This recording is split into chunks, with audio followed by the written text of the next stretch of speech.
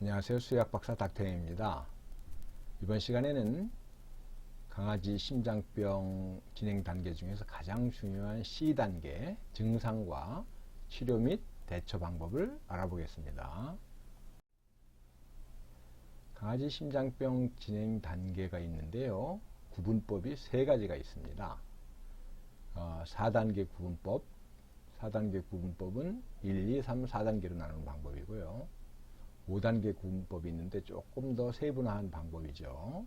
A, B1, B2, CD 이렇게 5단계로 심장병 진행 단계를 구분하는 방법이 있습니다. 마지막으로 이제 좀 더 세분한 7단계 구분법이 있는데요.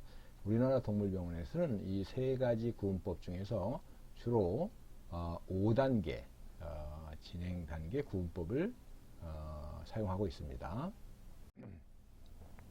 자, 그럼 우리나라 동물병원에서 주로 사용하는 강아지 심장병 진행 5단계 구분법을 자세하게 알아보겠습니다.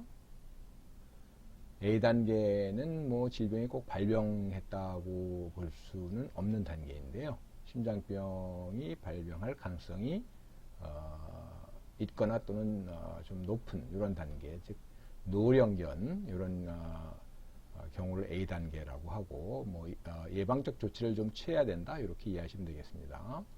본격적인 강아지 심장병이 발병한 단계는 B1 단계인데요. 엑스레이나 초음파 이런 거를 이제 찍어 보면 심장의 어떤 구조적인 이상,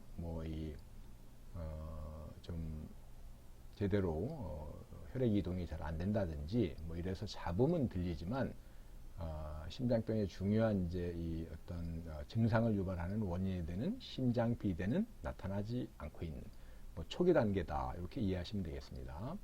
그다음에 이제 B2 단계가 본격적인 강아지 심장병이 발병했다 이렇게 볼 수 있는데, 왜냐하면 이 B2 단계에서는 심장병의 중요한 증상, 즉 심장 비대가 관찰이 되고 혈액순환에 이상이 발생하며 아주 중요한 증상인 기침이나 또는 호흡곤란이 나타나기 시작하는 단계가 B2 단계입니다.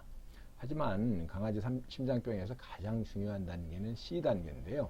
C단계에서는 본격적으로 치료나 관리가 들어가야 하는 그런 단계이기 때문입니다.